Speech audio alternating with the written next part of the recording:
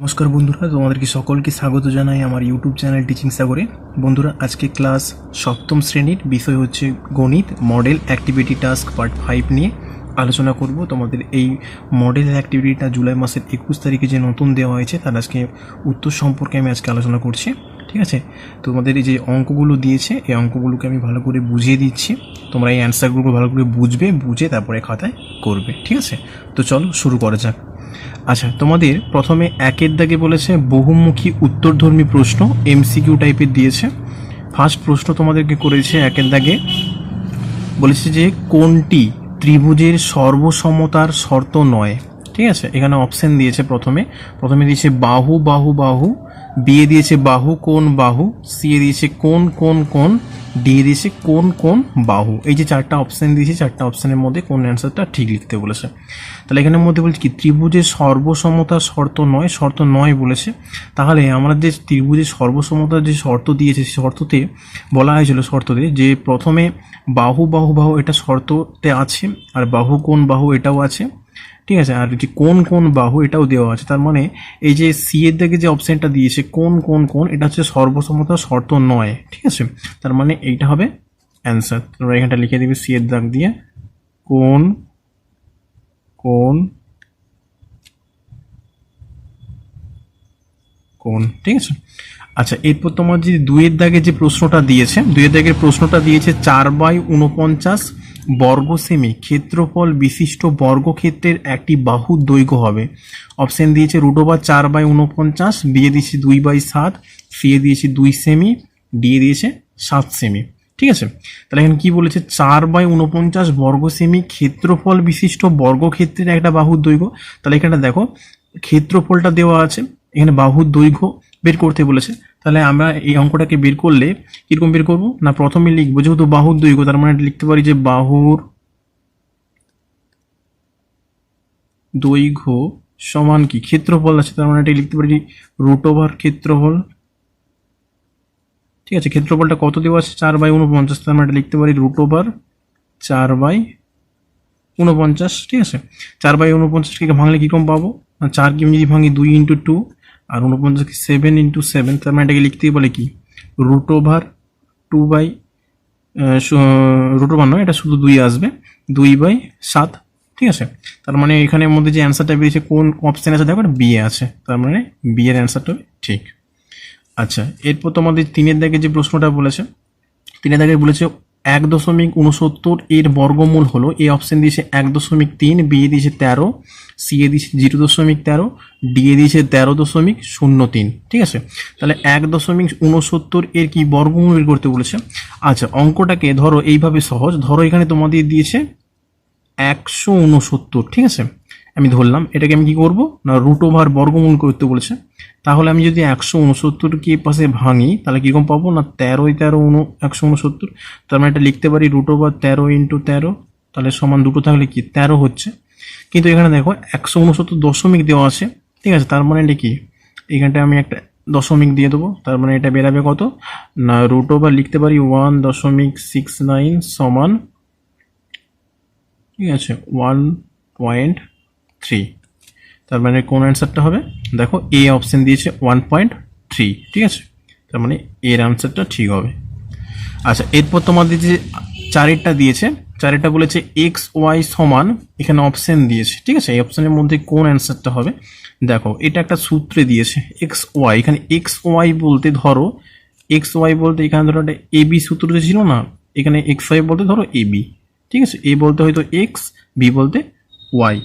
ঠিক আছে, তাহলে এই যে সূত্রটা আমাকে ফেলাতে বলছে। তাহলে এখানটা আমি কি লিখবো, আমরা জানি যে a + b এর হোল স্কোয়ার বাই 2, আর এখানে আছে a - b এর হোল স্কোয়ার বাই 2। ঠিক আছে, তাহলে মানে এই যে IV এর অঙ্কটা, এটা সি এর দাগের অ্যান্সারটা হবে। ঠিক আছে, এখানে AB সূত্রটা আমরা এইটা হবে। ঠিক আছে, আচ্ছা এরপর তোমাদের যে নেক্সট প্রশ্ন দিয়েছে,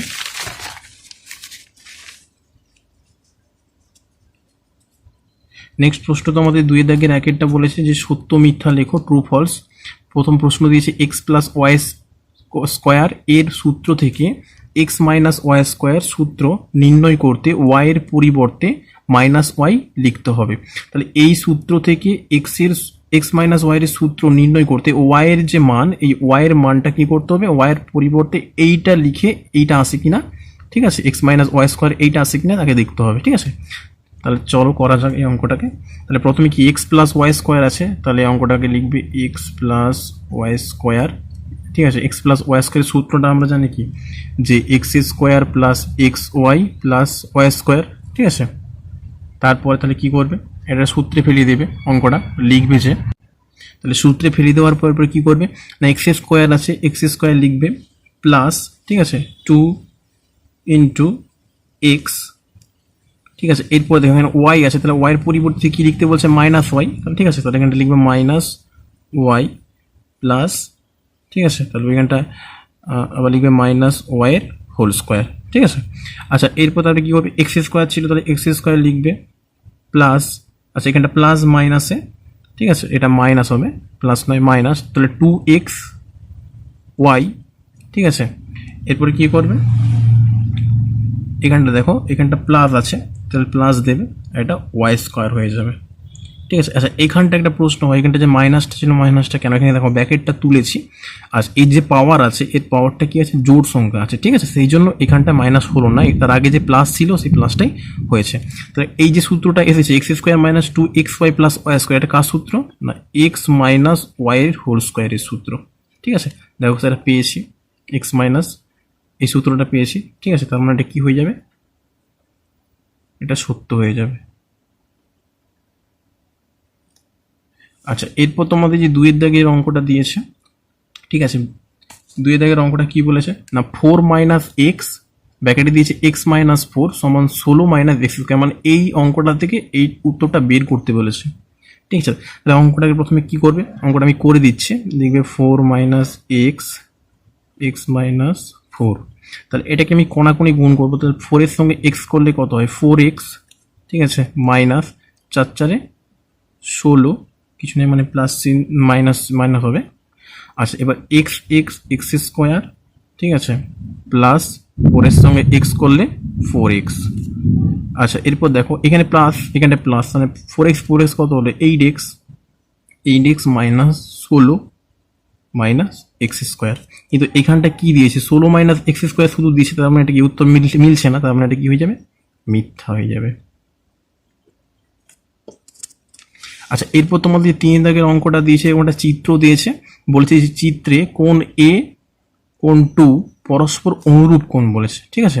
আচ্ছা পরস্পর অনুরূপ কোণ বলতে সবসময় মনে রাখবে, ধরো একটা চিত্র, ঠিক আছে, এরকম একটা চিত্র দিয়েছে, চিত্রে যদি ধরো এই পাশেও দিয়েছে এই পাশেও দিয়েছে, তাহলে এইরকম যদি মানে এর কোণ আর এরকম যদি কোণ হয় তাহলে সেইটা হবে অনুরূপ কোণ। আচ্ছা তাহলে কিন্তু এখানে দেখো এখানে ছবিটা এরকমই দিয়েছে, দেখো দেখো এই পাশে কোণটা দিয়েছে আর এই দিকে কোণ দিয়েছে, যেন কি এই পাশে আর এই পাশে আলাদা আলাদা, ঠিক আছে। এরকমই হলে কি হয়, একান্তর কোণ হয়, ঠিক আছে। তাহলে এখানটা কি দিয়েছে, পরস্পর কি অনুরূপ কোণ, তার মানে এটা অনুরূপ কোণ নয়, তার মানে এটা কি হয়ে যাবে, মিথ্যা হয়ে যাবে।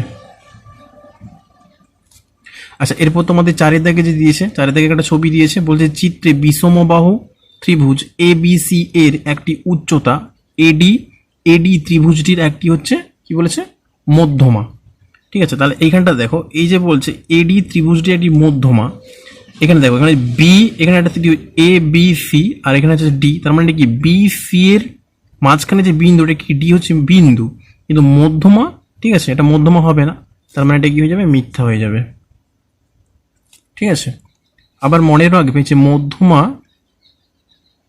ঠিক আছে, মধ্যমা হলো কোন ত্রিভুজের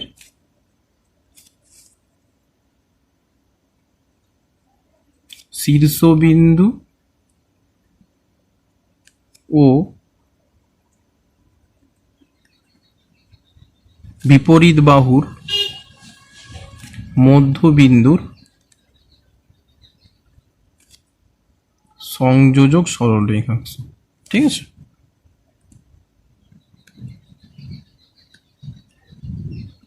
ঠিক আছে, তাহলে এটা কি হয়ে যাবে, মিথ্যা হয়ে যাবে।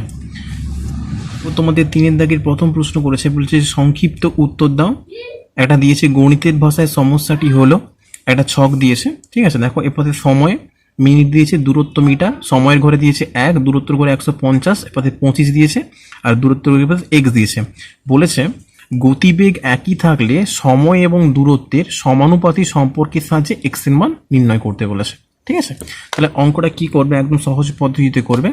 দেখো প্রথমে কি, দেখো 1 মিনিটে সে কত মিটার যায়, 100 মিটার যায়। তাহলে প্রথমে ভাষা কি লিখবে, 1 মিনিটে দূরত্ব অতিক্রান্ত হয় বা যায়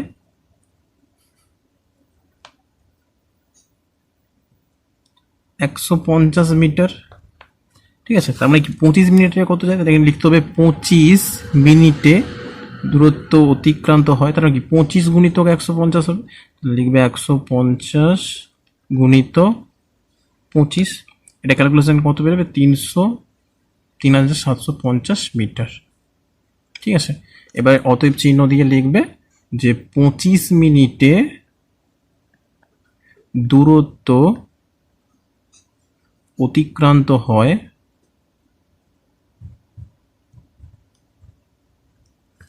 3750 মিটার বা, ঠিক আছে, 3.75 কিলোমিটার। এটা হচ্ছে একদম সহজ পদ্ধতি। ঠিক আছে, আশা করি তোমরা বুঝতে পেরেছো। আচ্ছা, এরপর তোমাদের যে 3-2 নম্বর প্রশ্নটা দিয়েছে, ঠিক আছে, 2 নম্বর প্রশ্নটা কি বলেছে, একটা ছক দিয়েছে। ঠিক আছে, ছকে কি বলেছে না, বছরের ঘরে দিয়েছে 2009, 2010, এপাশে পড়ার বই দিয়েছে। ঠিক আছে, সংখ্যা দিয়েছে 1200, 800, গল্পের বই দিয়েছে 1400 আর 1100। ঠিক আছে, এটা কি বলছে, এই তালিকাটার সাহায্যে এটা কি বলছে, দ্বিস্তম্ভ লেখচিত্র অঙ্কন করতে বলেছে। আচ্ছা, তোমরা প্রথমে কি করবে এই ছকটা, আচ্ছা আমি একটু বলে দিচ্ছি। দেখো আমি একটা এরকমই স্তম্ভটা এঁকেছি, আমি অঙ্কটা ভালো করে বুঝিয়ে দিচ্ছি, তোমরা ভালো করে বুঝে খাতায় করবে। ঠিক আছে, আচ্ছা প্রথমে কি করবে, একটা স্কেলের সাহায্যে এই ধারে সরলরেখাংশ আঁকবে। ঠিক আছে, এঁকে এ পাশে এরকম একটা সরলরেখাংশ আঁকবে, এঁকে এরকম করে মান নেবে। ঠিক আছে, ধরো এটা আমি স্কেলের সাহায্যে মাপ নিলাম। ঠিক আছে, ধরো এটা আমি স্কেলের সাহায্যে মাপ নিয়েছি, এখান থেকে এতটা পর্যন্ত স্কেলের পর্যন্ত মাপ নিয়েছি। নেওয়ার পর দেখো এখানে পড়ার বই বলেছে আর এপাশে গল্পের বই বলেছে। ঠিক আছে, এপাশে 2009, 2010 বলেছে, সংখ্যা বলেছে। তাহলে এপাশে দেখো পড়ার বইয়ের সংখ্যার মধ্যে প্রথমে কি বলেছে, 1200 বলেছে। ঠিক আছে, 1400, 800, 1100। এখানের মধ্যে হাইয়েস্ট মান দেখো কত আছে, 1400। আমি এখানটায় কি করেছি, প্রত্যেকটা যে এই যে সংখ্যাটা টেনেছি স্কেলের সাহায্যে এই পাশের মানটা, আমি এই মানগুলোকে প্রথমে কি 1 সেমি করে কত পর্যন্ত টেনেছি, 8 পর্যন্ত টেনেছি। ঠিক আছে, তাহলে 8 পর্যন্ত টানার পর এই যে এই এক মানগুলো কি করছি, 200 করে ধরছি। তাহলে এই পাশে একটা স্কেল লিখেছি, দেখো স্কেল কত না, একক সমান 200 জন করে দেখেছি। তোমার একটা পছন্দ মতো হলো 150 করে, 100 করে দেখাতে পারো। ঠিক আছে, আমি এটা 200 করে দেখানোর জন্য, কারণ এটা স্কেলটা ছোট হয়ে গেছে, তুমি 100 করে করলে ঠিক আছে আর একটু বড় হবে আমার থেকে স্কেলটা। তাহলে এটা কি করবে, তাহলে আমি এটা পর্যন্ত, তাহলে কত পর্যন্ত নিয়েছি, 8 পর্যন্ত নিয়েছি।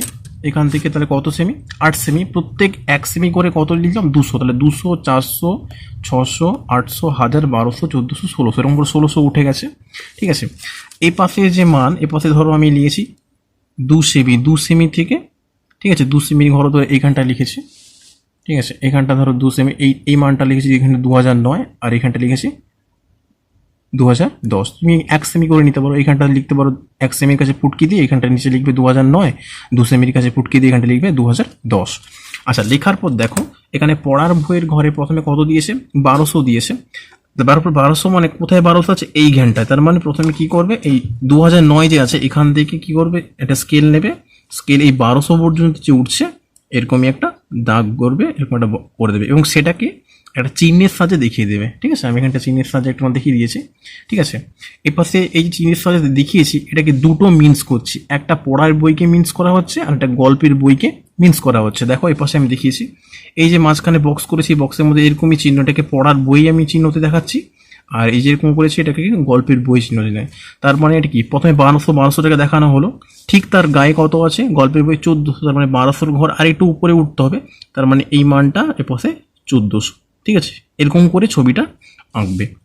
তোর আরও ভালো করে বোঝালে ধরো এরকম একটা স্কেলের সাহায্যে আঁকলে, ঠিক আছে, এর মান লিখলে এখানে 1 সেমি সমান 200, 2 সেমি সমান 400, এরকম করে ওপরে চলে গেলে, ঠিক আছে, ধরো এইখানটায় 1200 আছে আর এইখানটায় আছে 1400, এইখানটা তুমি ধরেছো 2009, এইখানটা ধরেছো 2010, তার মানে কি প্রথমে পড়ার বই 1200, তার মানে এটা কতটা দিবে এতটা, তার মানে এটা কি করে স্কেলের সাহায্যে এঁকে দিলে এবং আঁকার পর এটাকে কি করবে এরকম করে চিহ্ন দিয়ে দিলে, এটা দেখিয়ে দিলে। তারপরে কথা হচ্ছে গল্পের বইয়ে করে 1400 দেওয়া আছে, তার মানে এখনো উঠবে, তার মানে এটাকে এরকম করে দেখিয়ে দিলে এবং এটা অন্যটা চিহ্নের সাহায্যে দেখিয়ে দিবে, এটা 1400 হয়ে গেল। আচ্ছা, ঠিক একই রকমভাবে 2010 সালে কত বলছে 800, তার মানে কি ধরো এইখানটায় আছে 800, তাহলে এতটা অবধি পর্যন্ত তুমি 800 দেখিয়ে দিলে, ঠিক আছে, তারপরে 1100, তার মানে একটু বাড়বে, ঠিক আছে, এইটা একটু বাড়িয়ে দিয়ে এতটা অবধি দেখিয়ে দেবে। কি বলছি বুঝতেছো? আচ্ছা, লেখার পর এবার এটা করবে, ঠিক আছে, এইদিকে লিখবে সাল, তীর চিহ্নতে দেখিয়ে দিবে, আর এই পাশে লিখবে বইয়ের সংখ্যা, নিচে লিখবে দ্বিস্তম্ভ লেখচিত্র, ঠিক আছে। তো আশা করি তোমাদের এই অঙ্কটা আমি বোঝাতে পারলাম, খুব সহজ অঙ্ক দিয়েছে, ঠিক আছে। আচ্ছা, এরপর তোমাদের যদি 3 দাগের 3 নম্বর অঙ্ক তোমাদের যেটা দিয়েছে, ঠিক আছে, 3 দাগের 3 নম্বর অঙ্কটা দিয়েছে, বলেছে যে m+1/m সমান p হলে, ঠিক আছে, মাইনাস পি দিয়েছে এখানটা, মাইনাস পি হলে দেখাও যে m² + 1m² সমান p² - 2, এই অঙ্কটা দিয়েছে, ঠিক আছে। তাহলে প্রথমে অঙ্কটাকে কি করবে, অঙ্কটাকে প্রথমে তুলবে, অঙ্কটাকে m+1/m সমান -p হলো। এটা তোলার পর সাইডে লিখবে এখানে উভয় পক্ষকে বর্গ করে পাই। লেখার পর তাহলে এটা বর্গ করবো আমরা, তাহলে এটাকে কি লিখবো, m+1/m স্কোয়ার সমান -p এর হোল স্কোয়ার, ঠিক আছে। এটাকে কি করতে পারি, বা এটাকে কি লিখতে পারি না, m+1/m এর হোল স্কোয়ার সমান এটাকে p² লিখতে পারি, ঠিক আছে। তাহলে বা এবার এটাকে সূত্র ফেলিয়ে দেবো, m² + 1/m² + 2 × m × 1/m সমান এখানে p² ছিল, p² হয়ে গেল, ঠিক আছে। আচ্ছা, এরপরে কি করবে না, এই m কেটে গেল, তাহলে কি পড়ে থাকলো, m² + 1/m² + 2 সমান এখানে p² ছিল, p², তাহলে অতএব দিয়ে আমরা লিখতে পারি m² + 1/m² সমান p² - 2, ঠিক আছে, এটা হবে অ্যান্সার। আচ্ছা, এরপর তোমাদের যে 4 দাগে যে প্রশ্নটা দিয়েছে, 4 দাগের প্রশ্নটা বলছে করিম চাচার আয়তক্ষেত্রাকার জমির দৈর্ঘ্য প্রস্থের 2 গুণ, জমির দৈর্ঘ্য প্রস্থের 2 গুণ বলছে, কিন্তু জমির দৈর্ঘ্য কিন্তু দেওয়া নাই, ঠিক আছে, প্রস্থের 2 গুণ, এবং জমির ক্ষেত্রফল 578 বর্গমিটার। করিম চাচার জমিটির দৈর্ঘ্য প্রস্থ পরিসীমা নির্ণয় করো, ঠিক আছে। তাহলে এখানটার মধ্যে কি বলেছে, এখানে বলছি জমির দৈর্ঘ্য প্রস্থের 2 গুণ বলেছে, ঠিক আছে। তাহলে এখানে আমি কি প্রথমে কি লিখবো, যে ধরি আয়তক্ষেত্রাকার জমির প্রস্থ সমান x মিটার, ঠিক আছে, অতএব জমিটির দৈর্ঘ্য সমান কত হবে, 2 গুণ বলেছে, তার মানে কত হবে, 2x মিটার হবে, 2x মিটার। আচ্ছা, তাহলে এবার কি ক্ষেত্রফলটা বের করব, জমিটির ক্ষেত্রফল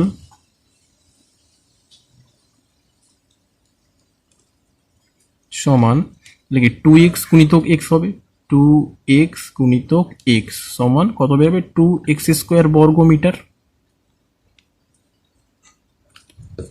ঠিক আছে। এবার কি বলেছে, যে জমিটির ক্ষেত্রফল 578 বর্গমিটার, তাহলে এখানটা লিখব জমিটির ক্ষেত্রফল সমান 578 বর্গমিটার, ঠিক আছে। তাহলে এখানটা কি করব, এখানে ক্যালকুলেশনটা করব, তাহলে লিখতে পারি কি 2x² শর্তানুসারে দিয়ে দেবে ঠিক আছে, শর্তানুসারে সূত্র লিখবে 2x² সমান 578। তাহলে এটা ক্যালকুলেশন করলে কি হবে না, লিখতে পারি বা x² সমান তাহলে 578/2। এটা কাটাকাটি করো, তাহলে কাটাকাটি করলে কত হবে না 289 হবে। ঠিক আছে, কেটে দিলাম। তাহলে বা x² সমান 289। তাহলে এটাকে কি লিখতে পারি বা x সমান √289 বা x সমান এটাকে 289 করলে কি 17 × 17। তাহলে বা x সমান কত বেরাবে 17। ঠিক আছে, তাহলে এরপরে তোমরা কি লিখবে, লিখবে অতএব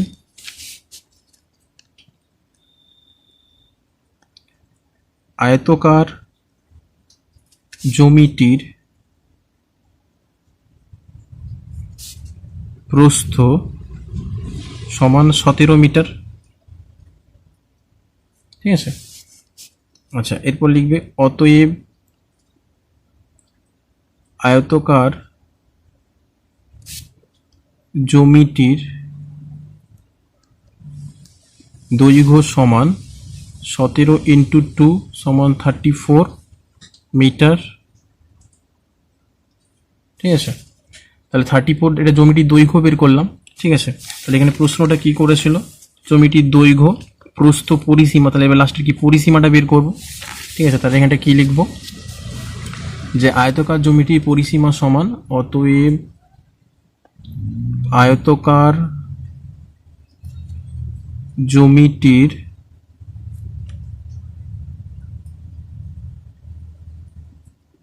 পরিসীমা সমান, সূত্র কি তাহলে পরিসীমা সীমা হচ্ছে 2 দৈর্ঘ্য যুক্ত প্রস্থ ব্র্যাকেটের বাইরে মিটার। ঠিক আছে, এবার একটা সূত্রে ফেলে দেবো। তাহলে 2 দৈর্ঘ্য হলো 34, এটা দৈর্ঘ্য আর প্রস্থ কত পেয়েছি 17 পেয়েছি। ঠিক আছে, তাহলে এখানটা লিখবো 17 ব্র্যাকেটের বাইরে মিটার যেরকম ছিল।